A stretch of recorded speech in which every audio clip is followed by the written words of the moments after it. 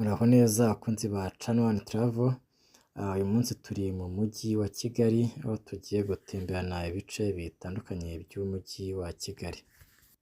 Urugendo rwacu rw'uyu munsi tugiye kurutangirira i Remera, ahazwi nko kwa Rwahama. Ni ku muhanda uva mu mujyi werekeza Kimironko, akaba ariho tugiye gutangirira urugendo rwacu rw'uno munsi, dutembera mu bice bitandukanye by'umujyi wa Kigali. Iyi niyo nyubako y'umushoramari bitiriye hano Rwahama. Hano i Remera rero ni hamwe mu hari ibikorwa bitandukanye by'imyidagaduro ndetse na siporo. Aha tugiye kugera ni kuri hoteli y'ishyirahamwe ry'umukino w'amaguru mu Rwanda Ferwafa. Akaba ari hoteli iherutse kuzura mu minsi yashize, ndetse ikaba yaramaze no gutaha ku mugaragaro. Iyi ni imwe muri hoteli izajya ifasha gucumbikira ama ekipe y'igihugu mu byiciro bitandukanye, ndetse bakaba baratangiye no kuyikoresha. Aha tugeze ni ku cyicaro gikuru cy'Umwarimu Sacco. Uyu ni umuhanda uva Kimironko ukomeza i Remera unyuze ahazwi nko mu Migina. Ubona ko ni ahantu hameze neza, ni ahantu hari isuku nko mu bindi bice bitandukanye by'umujyi wa Kigali twagiye tunyuramo. Aha tugeze rero ni ku ishyirahamwe ry'umukino w'amaguru mu Rwanda Ferwafa. Hakaba hegeranye no ku gicumbi cy'Intwari. Nk'uko mubibona iyo nyubako ni ku gicumbi cy'Intwari z'igihugu. Hakaba hegeranye kandi n'inyubako ya BK Arena. Akaba ari inyubako iberamo imikino itandukanye y'imikino y'amaboko. Ni imwe muri stade zigezweho hano ku mugabane wa Afurika. Nk'uko mubibona kandi yegeranye na stade Amahoro. Ni stade ifite ubushobozi bwo kwakira abafana barenga ibihumbi 45. Ni imwe muri stade iherutse kuvugururwa mu minsi ya vuba. Aka ni agace kandi karimo kazamurwamo inyubako zitandukanye. Akaba ari agace kahariwe siporo n'imyidagaduro muri rusange. Ubona ko ni ibintu byiza cyane. Iyi ni stade Amahoro, murayibona neza noneho. Ikaba yegeranye na Petit Stade, nayo yavuguruwe mu minsi ya vuba, ikaba yaravuguruwe rimwe na stade Amahoro. Ibi bikaba bifasha u Rwanda guhabwa amahirwe yo kwakira amarushanwa akomeye ku mugabane wa Afurika ndetse no ku rwego rw'isi, nk'uko twagiye tuyakira mu bihe bitandukanye. Aha tugeze ni kuri hoteli ya Zalia Court. Ni hoteli nayo yubatswe mu minsi ya vuba. Ni hoteli ishobora kuberamo ibitaramo ndetse n'ibindi bikorwa by'imyidagaduro bitandukanye. Urabona ko ni imwe mu mahoteli meza ari muri kino gice. Aha ngaha tugeze rero, uyu ni umuhanda uva Kimironko ukomeza umujyi. Aha tugeze ni i Remera, ahazwi nko kwa Rando. Urabona ko ni ahantu hari ibikorwa by'ubucuruzi bitandukanye. Urabona ko hari n'inzu zubatswe ku buryo bugezweho, nk'inzu ziri mu mujyi wa Kigali hagati. Ubona ko ni ahantu heza, ni ahantu hari urujya n'uruza. Ubona ko aha ni hoteli ya Chez Rando. Tugeze ni mu masangano y'umuhanda muri rond-point. Akaba ari ku muhanda uva i Remera. Abavuye ku kibuga cy'indege bakoresha uno muhanda, akaba ari umuhanda ukomeza uza mu mujyi, cyangwa se n'abajya ku kibuga cy'indege n'i Remera muri rusange. Aha ngaha turacyari kwa Rando, ariko uyu muhanda turimo ni umuhanda umanuka werekeza ku Gishushu. Akaba ari umwe mu mihanda ikoreshwa cyane hano mu mujyi wa Kigali, dore ko ari abava i Remera, Kimironko, bose bahurira muri uno muhanda. Akaba ari abajya mu mujyi, ari abajya Nyabugogo, bose bakaba bakoresha uyu muhanda, dore ko n'amabisi menshi atwara abagenzi rusange yose akoresha uno muhanda. Hano ku Gishushu kandi hagiye hari inyubako zitandukanye, yaba ari izikoreramo inzego bwite za leta ndetse n'abikorera muri rusange.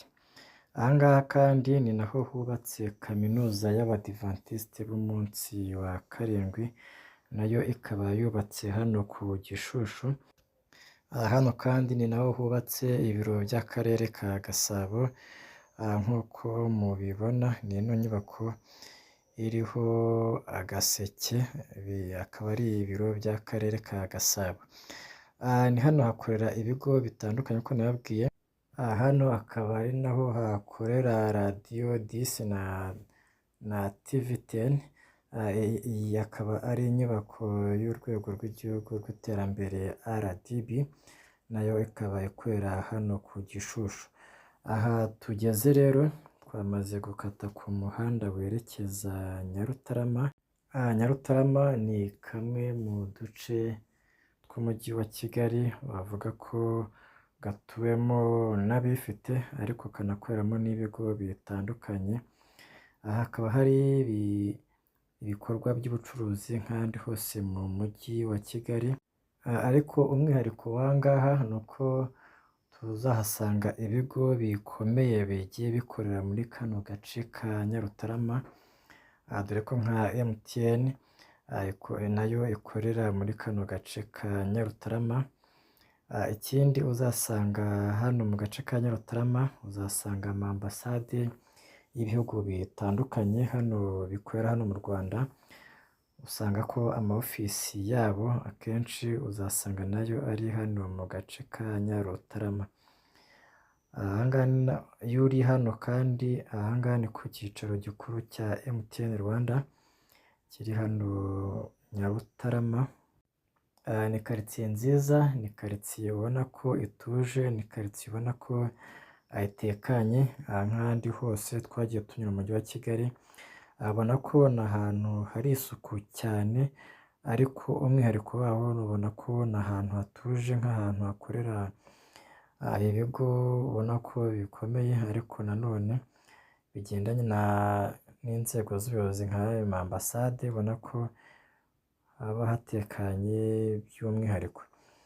Iyo uri hano rero Nyarutarama uba witegeye agace ka Kibagabaga.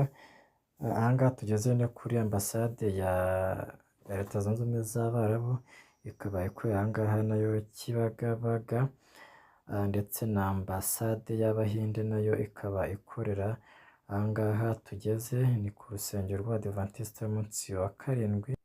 Ni karitsiye kandi irimo amahoteli atandukanye ndetse n'amaresitora agezweho. Uyu muhanda turimo ni wo ukomeza werekeza ahazwi nko mu Kabuga ka Nyarutarama, ndetse ukomeza na za Kagugu, ukagenda ukagera na Kinyinya, ariko twebwe ntabwo ariho turi buze gukomereza. Ni karitsiye kandi ubona ko harimo kuzamurwamo inyubako zitandukanye, ubona ko ni inyubako zo ku rwego rwo hejuru. Twebwe tugiye gukomeza tumanuka umuhanda werekeza kuri Golfe. Ni umuhanda turi buze guhingukira ku kiyaga ahazwi nko kwa Nyagahene. Urabona ko ni karitsiye irimo inyubako zigezweho cyane. Murabona rero ko twamaze kugera mu gishanga. Aha ngaha akaba ariho hari ikibuga cya Golfe. Iki ni ikiyaga cyo kwa Nyagahene nababwiraga. Iyo uri aha ngaha kandi uba witegeye Kacyiru. Iki ni ikibuga cya Golfe. Iyi ni inzira y'abanyamaguru, ariko by'umwihariko ni inzira yahariwe abakora siporo y'amaguru. Abifuza kuza gukora siporo baza kuyikorera aha ngaha, bikaba bibujijwe kuba wanyuzamo ikinyabiziga icyo ari cyo cyose, ndetse no kuba wanyuramo utari muri siporo ntabwo ubyemerewe. Nk'uko mubibona rero hakaba harimo hanazamurwamo inyubako nyinshi zigezweho, uyu akaba ari umudugudu urimo kubakwa muri ino karitsiye, aho aya mazu namara kuzura azagurishwa ku bifuza kuyagura bakaba baratangiye kuyarambagiza. Iki ni ikibuga cya gorufe, ni ikibuga kinini cyane ubona ko kiri ku buso bugari, ni ikibuga cyubatswe ku buryo bugezweho, ni ikibuga cyitezweho kuzajya cyakira amarushanwa akomeye mpuzamahanga mu mukino wa gorufe.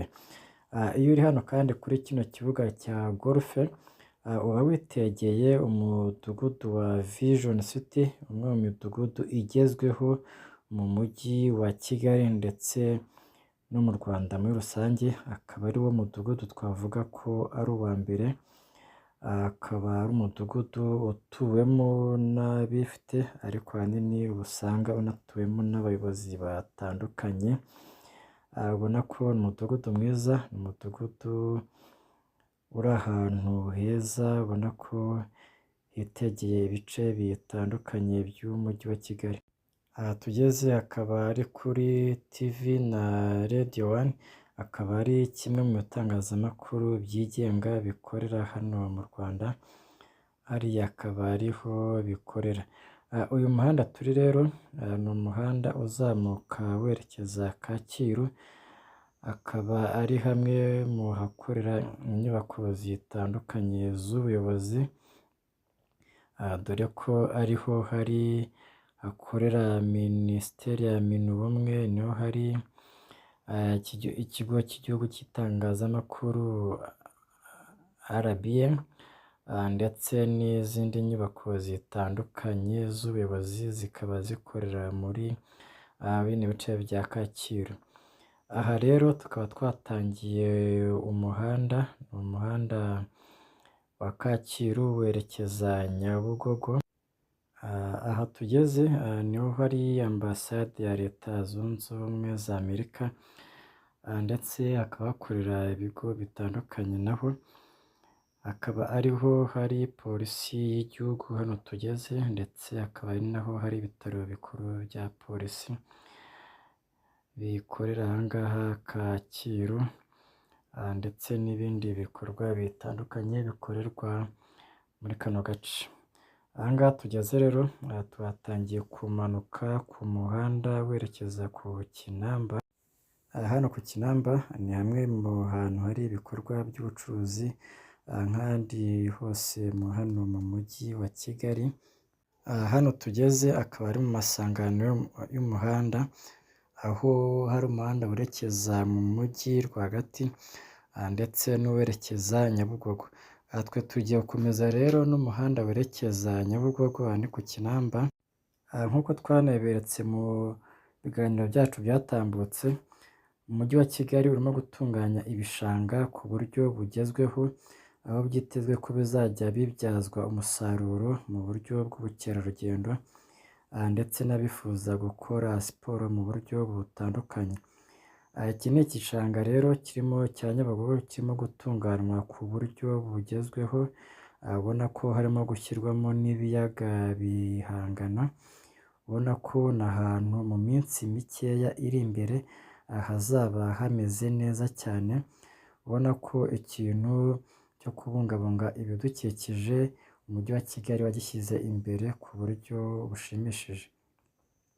Aha ni hamwe igihe imvura yagwaga hajyaga hateza ibibazo by'imyuzure, ubona ko ari ahantu hafatiwe ingamba, ndetse hakaba hanabyazwa umusaruro mu buryo bw'amafaranga, ubona ko ari ikintu cyiza cyane umujyi wa Kigali watekereje. Turabashimiye mwese twakomeje kubana muri runo rugendo, tuzakomeza kubatembereza mu bice bitandukanye by'umujyi wa Kigali, ndetse no hirya no hino mu gihugu muri rusange.